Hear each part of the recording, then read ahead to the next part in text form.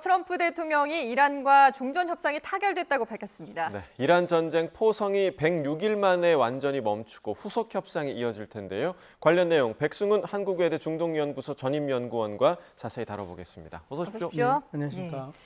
자, 이 서면 협상 가능성이 지난주에 제기됐을 때 전화 연결했을 때 그때 이번만큼은 타결될 가능성이 높다라고 전망을 해주셨잖아요. 네네. 실제로 그렇게 됐네요. 어떤 부분 때문에 그렇게 보셨나요? 양측에서 더 쓸 수 있는 카드도 없었을 뿐더러 지금 뭐 메시징 나오는 것도 그 파키스탄에서도 그 얘기가 나왔고 이란 측에서도 그 최고 지도자가 승인을 했다. 그리고 이제 그런 후속 조치들을 이제 하려고 한다. 그리고 그 카메네이 그 모스타바 아버지인 카메네이의 장례식이나 이런 것들도 이제 준비를 할 거다라는 이야기들이 현지에서도 나오고 있고 미국에서도 뭐 여러 가지 그 변수들도 쓸만한 것들이 없어서 이제는 그리고 이게 어떻게 보면 60일 MOU 협정을 맺는 거지 어떻게 타결된 것은 아니기 때문에 그런 그 부담감도 낮은 그런 그 MOU 체결이고 어찌됐건 양측 다 출구 전략이 필요한 상황이라서 될 거다. 그러나 단 이제 빠른 시일 뭐 14일이라든지 트럼프 대통령이 가장 그 정치적인 이벤트로 이렇게 그 극대화를 시킬 수 있는 그날은 피할 거다라고 했는데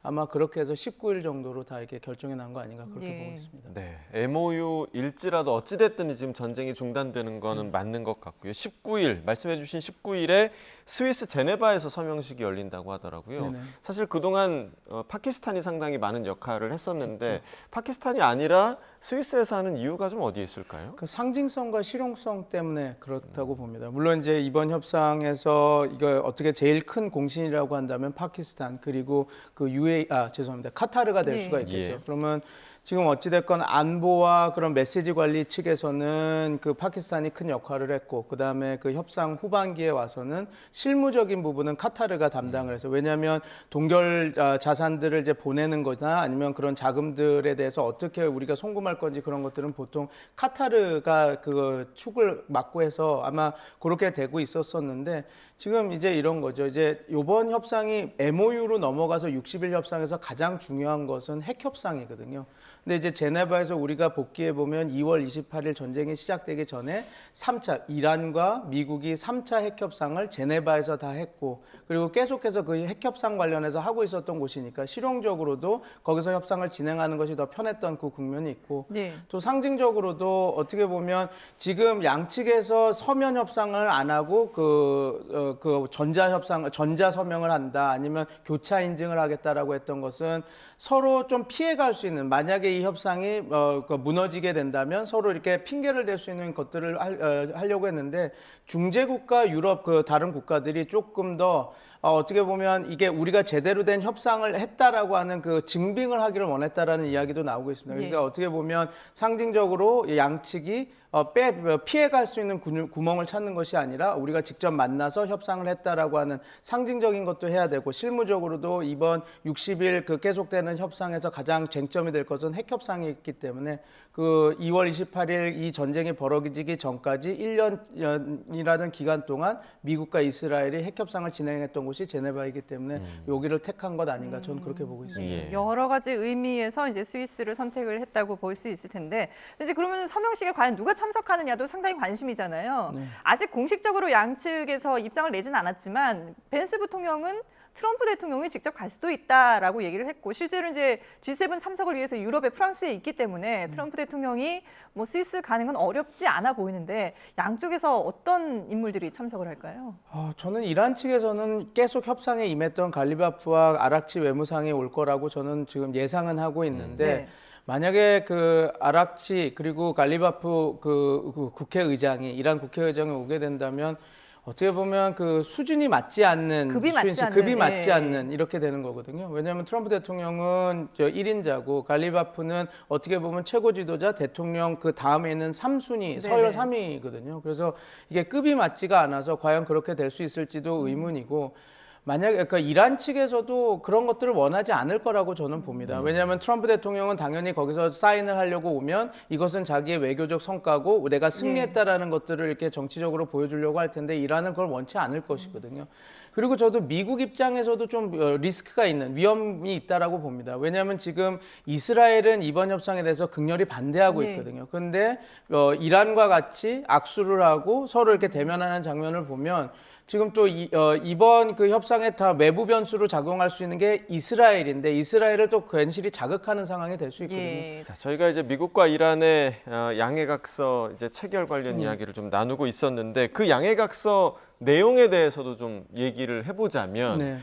이게 어찌됐든 지금 전체적으로 이제 전쟁을 중단한다라는 내용이 주가 될 것이고 네. 그리고 이후에 60일 동안 구체적인 협상을 한다라는 내용이잖아요. 맞습니다. 그러면 이 60일이라는 시간이 미국과 이란 두 국가에 과연 충분한 시간일까라는 좀 의문도 좀 있거든요. 어떻게 보세요?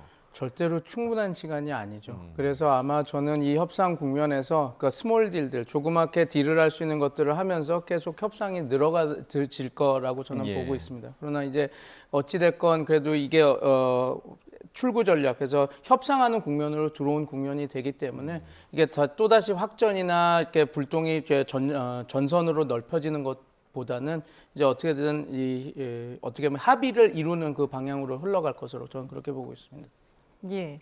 지금 보면은 이제 뭐 핵 협상 부분이 가장 관심인데 이 네. 부분이 뭐 말씀하신 것처럼 시간이 60일 시간이 뭐 녹록지 않기 때문에 여기에 관련해서 그동안에도 사실 합의가 쉽지 않았고 그리고 뭐 그 이전에 오바마 정부 때도 상당히 오랜 시간에 걸쳐서 협의를 했던 부분이기 때문에 과연 이 부분은 어떻게 양국이 입장 차를 좁힐 수 있을지 어떻게 보세요? 지금 이제 양국이 지금 다른 개념을 얘기를 하고 있거든요. 그렇죠. 트럼프 대통령은 그러니까 핵무기를 만들 수 있는 경로까지를 해서 그만두는 거를 이야기를 하고 있는데 또 이란 입장에서도 핵무기를 안 만들겠다라고 하는 얘기는 하기가 쉽습니다. 근데 지금 관건은 농축 우라늄 프로그램을 유무입니다. 그러니까 이란은 지금 계속해서 자기네들의 핵주권은 국제법 안에서 우리가 허용된 핵주권은 지키겠다라고 얘기를 하고 있는 것이고 미국은 핵주권 이런 얘기는 하지 않고 핵무기 그다음에 그런 것들은 못하게 하겠다라고 그러는데 지금 양측이 조금 약간 모호한 개념들입니다. 그러니까 만약에 핵무기를 포기하겠다라고 이란이 선언한 것을 미국이 호혜적으로 해석해서 그래 그럼 너도 핵무기 안 만드는 걸로 이해하겠다라고 하면 아무 무리 없이 갈 수 있는데 문제는 농축 우라늄 프로그램이거든요. 미국은 농축 우라늄 프로그램이 핵주권이긴 맞지만 몰래 숨겨서 그 92%까지 농축해서 핵폭탄을 만들 수 있는 기술이기 때문에 그거 자체를 하지 말아라 이렇게 얘기를 하고 그게 핵무기 포기다라고 이렇게 얘기를 한다면 이란 입장에서는 그것은 나의 핵주권이다라고 얘기할 것이거든요. 그리고 분명히 그것은 국제사회에서도 어느 정도 인정을 받은 부분입니다. 그러니까 아락치 외교부 장관이 왕이 외무상을 만났을 때도 핵무기 포기한다라는 그거는 높게 평가하지만 그렇지만 우리는 이란의 핵주권을 인정한다라고 한 것은 농축 우라늄 프로그램을 이란이 갖겠다라고 하는 것은 우리가 옹호하겠다라는 얘기거든요. 그래서 지금 이 가장 핵심은 농축 우라늄 프로그램을 갖는 것을 인정하느냐 안 하느냐의 문제인데 양측은 의도적으로 이 얘기는 안 하고 있습니다. 그냥 이 얘기는 안 하고 뭐 핵무기 경로 뭐 아니면 우리도 핵 주권 이렇게 하면서 얘기를 피하고 있어서 60일 동안 그 협상 국면에서 어떻게 얘기가 될지가 지금 관건인데 그렇다고 아예 가능성이 없는 거는 아닙니다. 지금 어떻게 보면 지금 어찌됐건 트럼프 대통령이 이란 입장을 받아들여서 농축 희석하는 거 이란에서 할 수 있다라고 얘기를 하고 있지 않습니까? 그러면 희석을 이란에서 하는데 그리고 봉쇄를 오랫동안 하게 되는데 우리가 검열할 수 있으면 농축 우라늄이 이란에 있긴 하지만 우리가 완벽하게 검열하고 통제하고 있기 때문에 이것은 핵 불능화랑 똑같은 것이다라고 트럼프 대통령이 그렇게 포장하고 그렇게 생각을 한다면 어떻게 보면 이게 양측이 그대로 60일 안에 협상이 될 수 있는 부분은 분명히 있습니다. 그러나 이 부분에서 양측이 서로 다른 이야기를 하기 시작한다고 한다면 이제 이 협상이 좀 지난하게 끌릴 그 가능성도 높은. 그래서 지금 19일 날 나오는 그 원안이 어떤 내용을 포함하고 있는지에 따라서 그리고 농축 우라늄이라고 하는 것을 어떻게 개념 정리하느냐에 따라서 이게 뭐 60일 안에 해결될 수도 아니면 지금 말씀드린 대로 지난하게 오래 끌릴 수도 있는 상황입니다. 이번에 이제 이 협상이 타결이 된 가장 큰 부분은 바로 경제 문제가 아닐까 생각이 드는데 일단은 동결자금 해제 문제 그리고 이후에 그러니까 전후 이란 재건 프로그램과 관련해서 이런 부분에 대해서 이란이 모두 동의하는 부분이었을까요? 어떻게 좀 보세요? 이란 입장에서는 지금 어찌됐건 말씀해 주신 대로 경제적 유인을 받는 것이 그 생존이랑 직결된 문제입니다. 그래서 1,000억 불이라고 하는 동결된 자산 그리고 지금 트럼프 대통령이 어떻게 구상을 하고 투자기금을 만들지 모르겠지만 3,000억 불이라고 하는 그 투자 기금이 어떻게 오느냐에 따라 달린 예. 건데 지금 이거에도 아마 줄다리기 삽바 싸움이 될 겁니다. 이란은 계속해서 단계가 넘어갈 때마다 선결로 먼저 주고 이렇게 넘어간다라고 원할 것이고 예. 그 트럼프 대통령 입장에서는 우리가 이행된 걸 보면 네. 하나하나 주겠다 이렇게 얘기를 하게 될 것인데 지금 그것도 이번 그 협상 안에서 좀 MOU 안에 봐야 되는 부분입니다. 이란은 처음에 이 협상이 개시되면 120억 불을 먼저 주고 그 다음에 60일 그 협상 기간 동안